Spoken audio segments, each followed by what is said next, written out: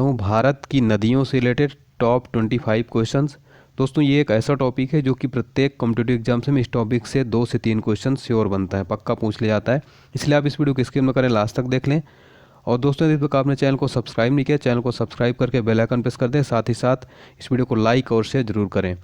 और दोस्तों इसे आप एक मॉक टेस्ट के रूप में भी ले सकते हैं। टोटल 25 क्वेश्चन है। और दोस्तों यदि आपसे नहीं आता है तो आप हमारे साथ इस वीडियो में लास्ट तक बने रहें, आपको सारे क्वेश्चन याद हो जाएंगे और ये काफ़ी हेल्पफुल है हर एग्ज़ाम के लिए। चलिए तो फिर स्टार्ट करते हैं। पहला क्वेश्चन है हमारा, भारत में प्रवाहित होने वाली सबसे बड़ी नदी कौन सी है? तो दोस्तों भारत में प्रवाहित होने वाली सबसे बड़ी नदी है गंगा नदी। ठीक है, ऑप्शन ए इसका करेक्ट हो जाएगा। दोस्तों यहाँ से क्वेश्चन क्या बनता है कि गंगा नदी की टोटल लंबाई कितनी है? इसकी लंबाई दोस्तों 2525 किलोमीटर। याद रखिएगा। इसका उद्गम स्थल कहाँ से भी कई बार पूछा जाता है।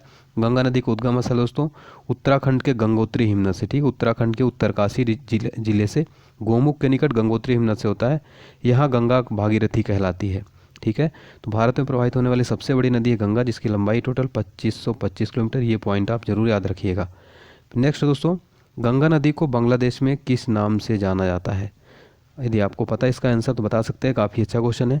गंगा नदी को बांग्लादेश में दोस्तों जाना जाता है पद्मा से। ठीक है, पद्मा, पद्मा के नाम से जाना जाता है, तो ये आप याद रखिएगा, काफ़ी इंपॉर्टेंट है। फिर अगला क्वेश्चन है हमारा, गंगा एवं ब्रह्मपुत्र की संयुक्त जलधारा किस नाम से जानी जाती है? तो गंगा और ब्रह्मपुत्र की संयुक्त जलधारा ये जानी जाती है मेघना के नाम से। ठीक है, ऑप्शन सी करेक्ट हो जाएगा। ठीक है दोस्तों, अगर यहाँ पे बात करें ब्रह्मपुत्र नदी की, तो ब्रह्मपुत्र नदी दोस्तों इसका टोटल लंबाई कितनी है?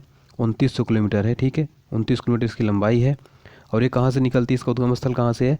तो ये मानसरोवर झील तिब्बत में, ये तिब्बत से निकलती। ठीक है, मानसरोवर झील तिब्बत में, तो ये आप याद रखिएगा। गंगा और ब्रह्मपुत्र की संयुक्त जलधारा किस नाम से जानी जाती है? मेघना के नाम से। ठीक है, ऑप्शन सी करेक्ट हो जाएगा। फिर हमारा अगला क्वेश्चन है, भारत की सबसे अधिक नौगम्य नदियाँ कौन सी हैं? भारत की सबसे अधिक नौगम्य नदियाँ हैं दोस्तों ये, ऑप्शन बी गंगा और ब्रह्मपुत्र। ठीक है, गंगा और ब्रह्मपुत्र।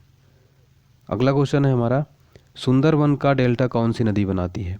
आपको बताना है कि सुंदरवन का डेल्टा ये कौन सी नदियाँ बनाती हैं। काफ़ी इंपॉर्टेंट क्वेश्चन है ये। करेक्ट आंसर हो जाएगा इसका ऑप्शन सी गंगा और ब्रह्मपुत्र। ठीक है दोस्तों, मैं आपको बता दूं, गंगा और ब्रह्मपुत्र नदियाँ बांग्लादेश में विश्व का सबसे बड़ा सुंदरवन डेल्टा का निर्माण करती हैं। ठीक है, तो ये क्वेश्चन आपसे पूछा जाए कि विश्व का सबसे बड़ा डेल्टा कौन सी नदियाँ बनाती, गंगा और ब्रह्मपुत्र, कहाँ पर? बांग्लादेश में। और विश्व का सबसे बड़ा डेल्टा, इसका नाम क्या है? सुंदरवन। तो इतने पॉइंट आप जरूर नोट कर लीजिए। फिर हमारा अगला क्वेश्चन है, गंगा और ब्रह्मपुत्र नदियों का उद्गम स्थान क्रमशः कहाँ है? तो दोस्तों मैं आपको पहले भी बता चुका हूँ, इसका आंसर आपको पता है तो आप ज़रूर बताएं। इसका आंसर है ऑप्शन डी, उत्तराखंड और तिब्बत में। ठीक है, गंगा का मैंने आपको बताया कि उत्तराखंड के उत्तरकाशी जिले के गोमुख के निकट गंगोत्री हिमनद से, और ब्रह्मपुत्र का मैंने आपको बताया कि ये मानसरोवर झील के पास स्थित ये चिमायुंगुद हिमानी से निकलती। ठीक है, मानसरोवर झील तिब्बत, तो याद रखिएगा गंगा और ब्रह्मपुत्र नदियों को उद्गम स्थल। नेक्स्ट है हमारा, विश्व का सबसे बड़ा नदी द्वीप माजुली का निर्माण करने वाली नदी कौन सी है?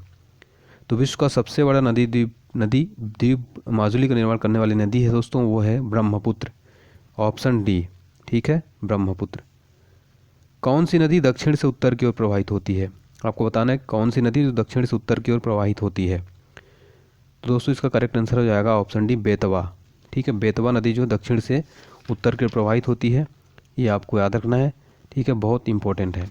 चलिए अगला क्वेश्चन अगला क्वेश्चन देखते हैं दोस्तों, निम्न में से किस नदी को बिहार का शोक कहा जाता है? इनमें से किस नदी को बिहार का शोक कहा जाता है? तो दोस्तों बिहार का शोक ये कहा जाता है कोसी नदी को। ठीक है, ऑप्शन बी करेक्ट हो जाएगा, कोसी नदी। ठीक है, चलिए अगला क्वेश्चन देख लेते हैं, कौन सी नदी बंगाल का शोक कहलाती है? ये क्वेश्चन काफ़ी सिंपल है और बार बार पूछा जाता है।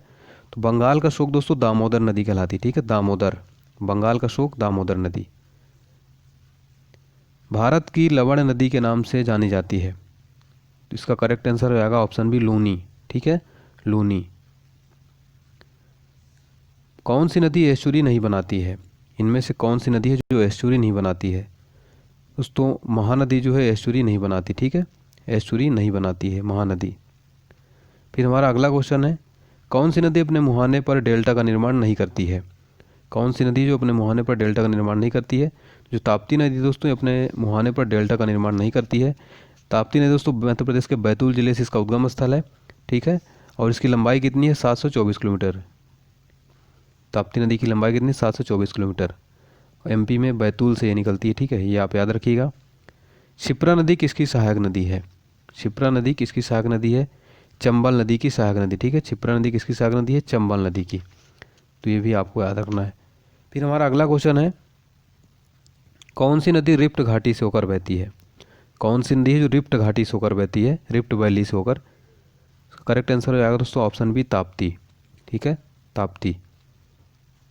फिर हमारा अगला क्वेश्चन है दोस्तों, दक्षिण भारत की नदी में सबसे लंबी नदी कौन सी है? दक्षिण भारत की सबसे लंबी नदी है गोदावरी। ठीक है, गोदावरी, जिसको वृद्ध गंगा कहा जाता है। दोस्तों ये नासिक महाराष्ट्र में दक्षिण पश्चिम में त्र्यंबक गांव के एक पहाड़ी से इसका उद्गम स्थल है। ठीक है, नासिक महाराष्ट्र में त्र्यंबक गांव की पहाड़ी में। इसकी लंबाई कितनी है याद रखिएगा, 1465 किलोमीटर है गोदावरी नदी की लंबाई। ठीक है,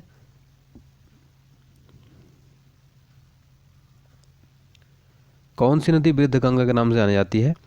तो वृद्ध गंगा के नाम से जानी जाती है तो गोदावरी। ठीक है, गोदावरी। अगला क्वेश्चन है हमारा, गोदावरी नदी का उद्गम स्थल कहाँ है? मैंने आपको बताया दोस्तों, गोदावरी नदी का उद्गम स्थल है त्र्यंबक गांव। ठीक है, त्र्यंबक गांव की एक पहाड़ी नासिक में। अगला क्वेश्चन है दोस्तों, किस नदी को उसकी पवित्रता के कारण दक्षिण भारत की गंगा कहा जाता है? किस नदी को उसकी पवित्रता के कारण दक्षिण भारत की गंगा कहा जाता है? दोस्तों कावेरी। ठीक है, कावेरी। ये कर्नाटक के कुर्ग जिले में स्थित ब्रह्मगिरी पहाड़ी से इसका उद्गम स्थल है। ठीक है, इसकी टोटल लंबाई कितनी है? 805 किलोमीटर। ठीक है, 805। कहाँ पे उस उद्गम स्थल? कर्नाटक के कुर्ग जिले में स्थित ब्रह्मगिरी पहाड़ी से। विश्व का सबसे बड़ा बृहत्तम डेल्टा निर्मित होता है? तो मैंने आपको बताया दोस्तों, गंगा और ब्रह्मपुत्र द्वारा बांग्लादेश में विश्व का सबसे बड़ा डेल्टा सुंदरबन डेल्टा का निर्माण होता है। ठीक है, निम्न नदियों में से सबसे अधिक पथ परिवर्तित किसके द्वारा किया जाता है? कोसी नदी। ठीक है, सबसे अधिक पथ परिवर्तित करती है कोसी नदी। भागीरथी और अलकनंदा मिलकर गंगा कहाँ बन जाती हैं? दोस्तों ये बन जाती है देवप्रयाग में। ठीक है, देवप्रयाग में भागीरथी अलकनंदा से मिलती है, तो यहाँ पे संयुक्त धारा का नाम हो जाता है गंगा। ठीक है, तो यहाँ पे याद रखिएगा। और जहाँ से उद्गम स्थल होता है वहाँ पे गंगा को भागीरथी कहते हैं। ठीक है, चलिए, सिंधु नदी का उद्गम स्थल कहाँ है? सिंधु नदी का उद्गम स्थल तो शेषनाग झील। सिंधु नदी का उद्गम स्थल कहाँ है? शेषनाग झील। ये आप याद रखिएगा। नेक्स्ट है दोस्तों, कौन सी नदी अरब सागर में गिरती है? कौन सी नदी अरब सागर में गिरती है? तो माही नदी जो दोस्तों अरब सागर में गिरती है। ठीक है, तो ये आपको याद रखना है, काफ़ी इंपॉर्टेंट है। नेक्स्ट है दोस्तों, प्रायद्वीपीय भारत की सबसे बड़ी नदी कौन सी है? प्रायद्वीपीय भारत की सबसे बड़ी नदी है दोस्तों गोदावरी। ठीक है, ये इसकी लंबाई कितनी है? 1465 किलोमीटर, 1465, 1465 किलोमीटर। इसकी उद्गम स्थल कहाँ है इसका? नासिक में त्र्यंबक गांव की एक पहाड़ी में। ठीक है, ये आपको याद रखना है। प्रायद्वीपीय भारत की सबसे बड़ी नदी है गोदावरी। तो ये थे दोस्तों नदियों से रिलेटेड टॉप 25 क्वेश्चंस। वीडियो को अच्छा लगा हमें कमेंट बॉक्स में ज़रूर लिखें, और ये वीडियो आपको पसंद आ रहा है तो इसी तरह की मैं सीरीज़ कंटिन्यू रखूँगा। यदि आप कमेंट बॉक्स में अपना फीडबैक ज़रूर दें। चैनल को सब्सक्राइब कर लें, बेल आइकन प्रेस कर दें, लाइक शेयर ज़रूर करें। ठीक है दोस्तों, चलिए तो मिलते हैं नेक्स्ट वीडियो के साथ। तब तक के लिए आप स्वस्थ रहिए, व्यस्त रहिए, मस्त रहिए। जय हिंद, जय भारत।